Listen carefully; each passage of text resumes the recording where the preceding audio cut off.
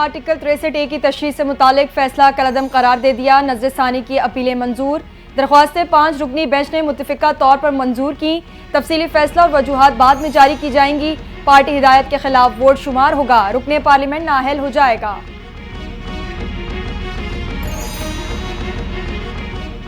तहरीक इंसाफ ने 63A article की अपीलों पर समाअत का बाइकॉट कर दिया। अली जफर ने बेंच की तश्कील पर सवाल उठा दिए। बानी पीटीआई की हिदायत पर बाइकॉट किया। बेंच की तश्कील दुरुस्त नहीं, हिस्सा नहीं बनेंगे। आप अगर केस का फैसला देते हैं तो मफादात का टकराव होगा। चीफ जस्टिस काजी फाइज़ ने बैरिस्टर अली जफर को मुजव्वज़ा आईनी तरमीम के जिक्र से रोक दिया। अली जफर ने कहा, हुकूमत आपके लिए आईनी तरमीम और जुडिशल पैकेज ला रही है, आप हद पार कर रहे हैं, तौहीन अदालत का नोटिस कर सकते हैं। चीफ जस्टिस का इजहार बरहमी।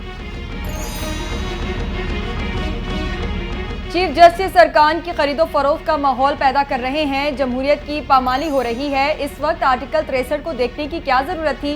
पीटीआई के रहनुमा डॉक्टर आरिफ अलवी की मीडिया से गुफ्तगू। कहा, मौजूदा चीफ जस्टिस ने जस्टिस मुनीर से भी ज्यादा अदलिया को नुकसान पहुंचाया। चीफ जस्टिस रिटायरमेंट के बाद पाकिस्तान में रहें तो बात है।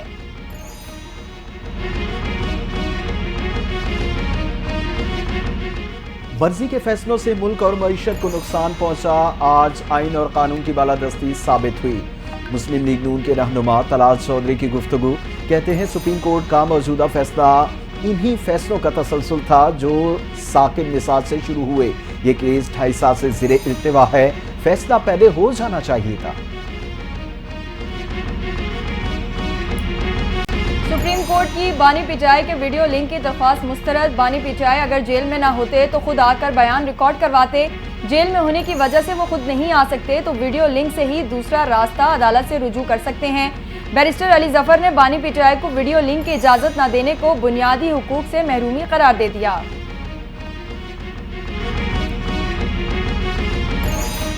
आईनी तरमीम के मामले पर जल्दबाजी कबूल नहीं। हम किसी कीमत पर हुकूमत का साथ देने पर आमादा नहीं। ये बिल इस काबिल नहीं कि उसे पास किया जाए। JUIFA के सरबराह मौलाना फजल रहमान की इस्लामाबाद में न्यूज़ कॉन्फ्रेंस। कहते हैं, शंघाई ताउन तंजीम के इजलास के पेश नज़र आईनी तरमीम का बिल मुअख्खर कर दिया जाए। दाखिली और सियासी इख्तलाफात को यकजहती में तब्दील कर दिया जाए। अपोजिशन से भी कहते हैं कि वो अपने एहतजाज को मुअख्खर कर दें। इस्लामाबाद के वुकला की नुमाइंदा तंजीमों ने मुजव्वज़ा आईनी तरमीम को मुस्तरद कर दिया। वुकला तंजीमों का पीर को इस्लामाबाद में मुल्क गिर कन्वेंशन का ऐलान। मुजव्वज़ा आईनी तरमीम को न सिर्फ मुस्तरद करते हैं बल्कि मज़ाहमत भी करेंगे। मुजव्वज़ा आईनी तरमीम के जरिए अदालत का वजूद ही खत्म कर दिया गया। वकील रहनुमा अलीम अब्बासी की गुफ्तगू। इस्लामाबाद हाई कोर्ट ने चीफ इलेक्शन कमिश्नर की तैनाती के खिलाफ दायर दरखास्त पर फैसला सुना दिया। Chief election commissioner Sikandar Sultan Raja की तैनाती के खिलाफ दायर दरखास्त खारिज। चीफ जस्टिस आमिर फारूक ने दरखास्त गुजार अकरम बारी की दरखास्त पर समाअत की। दरखास्त गुजार ने कहा, सिकंदर सुल्तान राजा जब तैनात हुए तब हाजिर सर्विस ब्यूरोक्रेट थे। सुप्रीम कोर्ट फैसले के मुताबिक सीनियर सिविल सर्वेंट को तैनात नहीं किया जा सकता। पाकिस्तान तहरीक इंसाफ ने प्रैक्टिस एंड प्रोसीजर कमेटी के इक़दामात चैलेंज कर दिए। पीटीआई एडिशनल सेक्रेटरी जनरल फिरदौस शमीम नकवी सुप्रीम कोर्ट में दरख्वास्त दायर कर दी। दरख्वास्त में कमेटी के 23 सितंबर 1 अक्टूबर के फैसले गैर कानूनी करार देने की इस्तदा।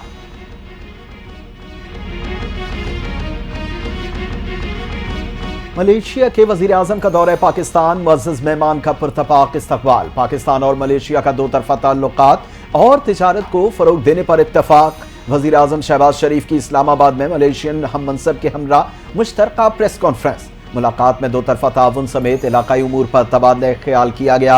मलेशियन वजीर आजम का कहना था कि पाक मलेशिया ताल्लुकात के फरोग के लिए अमल दरामद यकीनी बनाएंगे। वज़ीर आला पंजाब मरियम नवाज ने हिम्मत कार्ड मंसूबे का इफ्तिताह कर दिया। 65,000 खुसूसी अफराद को हिम्मत कार्ड मिलेंगे। हिम्मत कार्ड के तहत 3 माह में 10,500 रुपए मिलेंगे। मरियम नवाज का कहना है, सूबे में कानून की अमलदारी पर कोई समझौता नहीं होगा। कानून हाथ में लेने वालों से हरगिज रियायत नहीं होगी।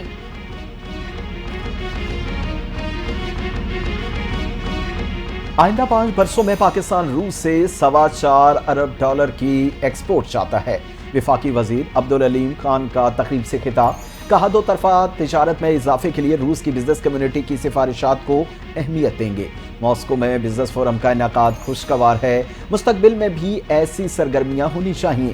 پاکستان کا ہدف برآمدات سے میں اضافہ اور نئے ایکشن پلان کے ساتھ آگے بڑھیں گے۔ اسلام آباد میں دفعہ 144 نافذ ہے، کل کچھ ہوا تو پی ٹی آئی نرمی کی توقع نہ رکھے۔ وفاقی وزیر داخلہ محسن نقوی کی اسلام آباد میں میڈیا سے بات چیت، کہتے ہیں کل کسی نے دعویٰ بولا تو کوئی شکوہ نہ کرے کیونکہ سیکیورٹی انتظامات میں کوئی کوتاہی نہیں برتی جائے گی۔ ہم نہیں چاہتے کہ ملک کی بدنامی ہو، احتجاج کرنا آپ کا حق ہے لیکن ان 10 سے 12 دنوں میں نہ کریں، کوئی احتجاج برداشت نہیں کریں گے۔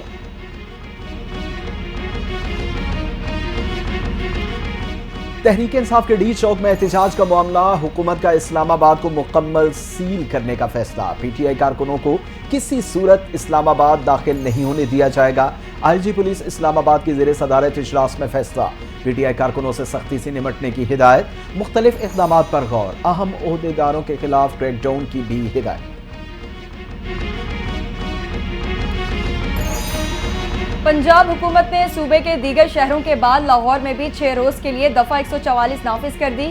محکمہ داخلہ پنجاب کی جانب سے نوٹیفیکیشن جاری، 3 سے 8 اکتوبر تک لاہور کی حدود میں ہر قسم کے سیاسی اجتماعات، دھرنوں، جلسوں، مظاہروں، احتجاج اور ایسی دیگر تمام سرگرمیوں پر پابندی۔ دفعہ 144 کے نفاذ کا فیصلہ ضلع انتظامیہ کی سفارش پر کیا گیا ہے۔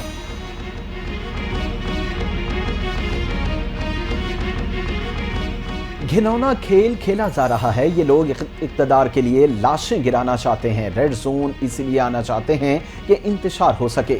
سینیٹر فیصل وارڈا کی تحریک انصاف پر گولہ باری، اب پانی سر سے گزر چکا، یہ لوگ معصوموں کو مروانے کے لیے احتجاج کی کال دیتے ہیں۔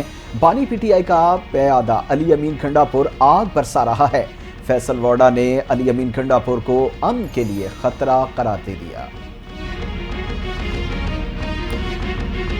میاں والی میں دفعہ 144 کی خلاف ورزی پر پی ٹی آئی کارکنوں کے خلاف تھانہ سٹی میں ایف آئی آر درج، 22 نامزد اور 25 نامعلوم افراد کے خلاف مقدمہ۔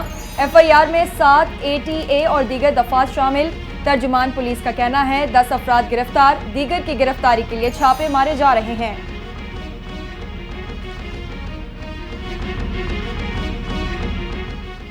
چیئرمین بلاول بھٹو زرداری نے 7 اکتوبر کو جماعت اسلامی کے اسرائیل مخالف احتجاج میں شرکت کا اعلان کر دیا۔ میڈیا سے گفتگو میں کہا کہ اسرائیل نے مسلمانوں کی سرزمین پر قبضے کے لیے نئی مہم 7 اکتوبر 2023 سے شروع کی، صورتحال پر پورے پاکستان کو ایک پیج پر ہونا چاہیے۔ امیر جماعت اسلامی حافظ نعیم نے کہا بدقسمتی سے اسرائیل کو روکنے والا کوئی نہیں، اسرائیل نے غزہ میں ظلم کی انتہا کر دی۔ محکمہ ایکسائز سندھ کی جانب سے تاریخی اقدام، کراچی میں پریمیم نمبر پلیٹس کے لیے پاکستان کی پہلی آن لائن نیلامی کا آغاز۔ سینئر صوبائی وزیر شرجیل انعام ایمن کہتے ہیں فنڈ ریزنگ کے لیے نیلامی پلیٹینیم، گولڈ اور سلور کیٹیگریز میں ہوگی۔ نیلامی کی رقم سیلاب متاثرین کی مدد کے لیے سندھ پیپلز ہاؤسنگ پروجیکٹ کو دی جائے گی۔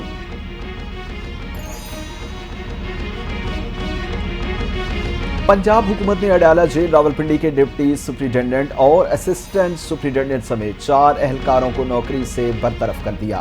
نوٹیفیکیشن جاری، اعلامیہ کے مطابق قیدی کے قتل کی انکوائری میں قصوروار ثابت ہونے پر اہلکاروں کو برطرف کیا گیا۔ آئی جی جیل خانہ جات پنجاب نے قتل کے واقعے پر انکوائری کا حکم دے رکھا تھا۔ بانی پی ٹی آئی کی 6 بشرا بی بی کی ایک مقدمے میں عبوری ضمانت میں توسیع۔ سینئر کونسل لاہور میں دیگر کیسز میں مصروف ہیں۔ سلمان صفدر آج عدالت میں پیش نہیں ہو سکتے، وکیل زاہد بشیر کی سماعت ملتوی کرنے کی استدعا۔ اسلام آباد سیشن عدالت نے 21 اکتوبر تک سماعت ملتوی کر دی۔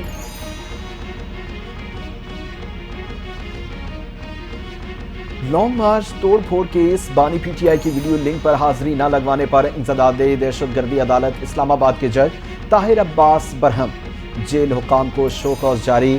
پہلے بھی رپورٹ آئی تھی انٹرنیٹ دستیاب نہیں، آن لائن حاضری نہیں ہو سکتی تو بانی پی ٹی آئی کو عدالت میں پیش کریں۔ عدالت کا اسد عمر کی حاضری سے متعلق استفسار، اسد عمر مقدمے سے ڈسچارج ہیں، وکیل صفائی آمنہ علی کا عدالت میں موقف۔ حزب اللہ نے اسرائیلی فوجیوں کے خلاف راکٹ حملے کا دعویٰ کر دیا۔ لبنانی تنظیم کا کہنا ہے شمالی اسرائیل کے قصبے میں اسرائیلی فوجیوں کے ایک گروپ پر بڑی تعداد میں راکٹ داغے ہیں۔ حزب اللہ نے گائیڈڈ میزائلوں سے اسرائیل کے جدید ترین مرکبہ ٹینکس تباہ کرنے اور اسرائیلی ہیلی کاپٹر پر شیلنگ کرنے کا دعویٰ بھی کیا۔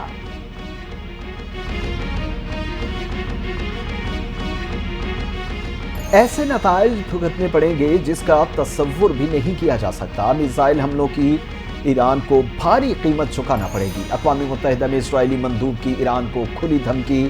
ایران تمام مذاہب، قوموں اور اپنے ہی عوام کا دشمن ہے۔ اسرائیلی مندوب نے UN کی سلامتی کونسل سے ایران کے خلاف پابندیاں لگانے کا مطالبہ کر دیا۔ اسلام آباد میں ڈینگی کیسز میں مسلسل اضافہ۔ حکومت کی تمام تر کوششیں دھری کی دھری رہ گئی اور ڈینگی کے وار نہ تھم سکے۔ گزشتہ 24 گھنٹے میں 77 ڈینگی کے مریض رپورٹ۔ اسلام آباد میں ڈینگی سے متاثرہ افراد کی مجموعی تعداد 1404 ہو گئی۔ پیمز ہسپتال اور پولی کلینک میں 4 ڈینگی کے مریض لائے گئے۔ ڈینگی سے 67% مرد جبکہ 33% خواتین متاثر۔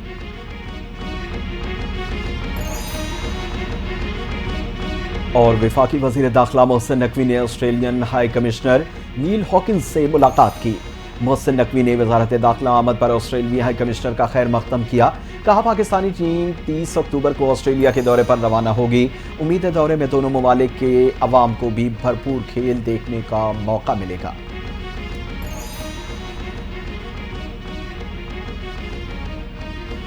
اور T20 ویمن ورلڈ کپ کا آغاز۔ ویمن T20 ورلڈ کپ کا میلہ سج گیا۔ شارجہ اسٹیڈیم میں پہلے روز 2 میچز ہوں گے۔ پہلے افتتاحی میچ میں بنگلہ دیش نے اسکاٹ لینڈ کو 16 رن سے شکست دے دی۔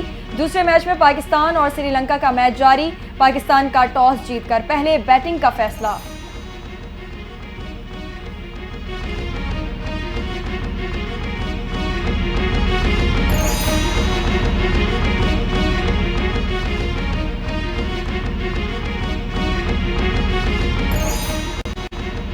السلام علیکم، NTA نیوز کے ساتھ میں ہوں عرفان ساری اور میں ہوں فرحان رضا۔ ہیڈ لائنز آپ نے جانی، تفصیلات شامل کریں گے ایک بریک کے بعد۔